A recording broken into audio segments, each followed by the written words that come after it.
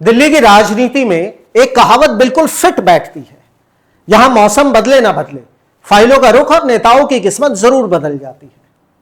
सत्येंद्र जैन एक ऐसा नाम जो पिछले कुछ सालों में राजनेता कम और अदालतों के टाइम टेबल के पक्के मुसाफिर ज्यादा नजर आए हैं। 872 दिन तिहाड़ में गुजारने, 35 किलो वजन गंवाने और 2024 में बड़ी मुश्किल से जमानत की खुली हवा में सांस लेने के बाद लगा था कि अब जिंदगी थोड़ी पटरी पर आएगी। लेकिन 18 अगस्त की रात दिल्ली सरकार के एंटी करप्शन ब्रांच ने उन्हें फिर याद कर लिया। और इस बार किस्सा न पुरानी शराब नीति का है, ना हवाला का। इस बार कहानी है दिल्ली जल बोर्ड के सीवेज ट्रीटमेंट प्लांट यानी गंदे पानी को साफ करने वाले टेंडरों की। इस मामले में सिर्फ जैन साहब अकेले नहीं हैं, बल्कि उनके साथ पूरी एक मंडली लपेटे में आई है। उदित प्रकाश राय, दिल्ली जल बोर्ड के तत्कालीन सीईओ, अंकित श्रीवास्तव, जल बोर्ड के पूर्व कॉन्ट्रैक्ट कंसल्टेंट, प्राइवेट कंपनियों के कर्ता धर्ता जैसे कि यूरोटेक एनवायरमेंट के मालिक राजा कुमार कुर्रा, एएन एंटरप्राइजेस के नागेंद्र यादव और सृजनहार के पंकज वर्मा। जांच एजेंसियों का दावा है कि पायलट स्टडी को किनारे कर टेंडर की शर्तों को कुछ ऐसे मोड़ा गया कि सीधा फायदा एक खास कंपनी को मिले और पैसों का यह पहिया कई कंपनियों से घूमता हुआ अफसरों तक पहुंचे। और अब इस कहानी का सबसे दिलचस्प पहलू सुनिए।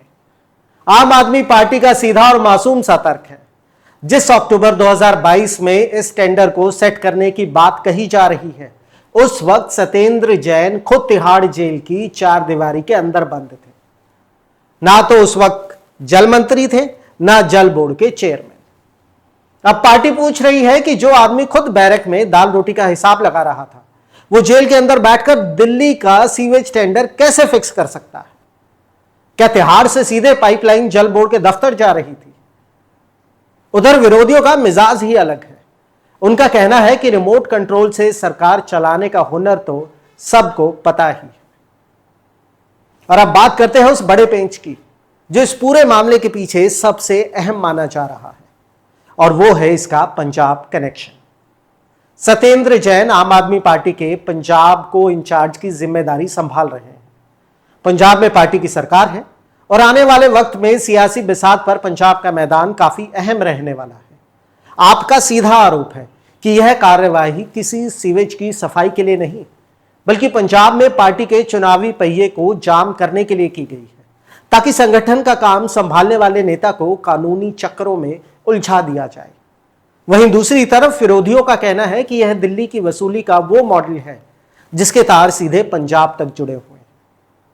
तो कुल मिलाकर सीन यह है कि सीवेज का टेंडर साफ पानी के लिए था या नहीं, पर सियासी कीचड़ पूरी रफ्तार से उड़ रहा है। एक तरफ जांच एजेंसियों के दावों की लंबी फेहरिस्त है, तो दूसरी तरफ चुनावी टाइमिंग पर उठते तीखे सवाल। और अब आप जरा ठंडे दिमाग से सोचिए कि जब भी कोई बड़ा चुनावी दंगल नजदीक आता है, तभी बंद पड़ी फाइलें अचानक जिंदा क्यों हो उठती? क्या यह वाकई सिस्टम की ईमानदारी है जो सही वक्त पर जागती है, या फिर यह वो सियासी पहिया है जो हर चुनाव से पहले ठीक उसी दिशा में घूमता है जहां विरोधी का सबसे मजबूत सिपह सालार खड़ा होता है? इस खेल में सच जो भी हो, पर असली सवाल यह है कि जनता के हिस्से में साफ पानी और इंसाफ कब आएगा, या फिर हर बार की तरह सिर्फ नए आरोपों की हेडलाइन ही हाथ लगेगी? अपनी राय कमेंट्स में जरूर बताइए। मैं परवेश पामल, स्टोरीज ऑन स्पॉटलाइट के लिए जय हिंद। चुनावी वादों का वड़ा पाव, अर्थव्यवस्था का भरता, गर्मा गर्म मुद्दों का चटपटा विश्लेषण, व्यंग का तड़का with a bit of serious discussion. हर हफ्ते special episodes, stories on spotlight with Parvesh Pamil, only on Rapid Leaks YouTube channel.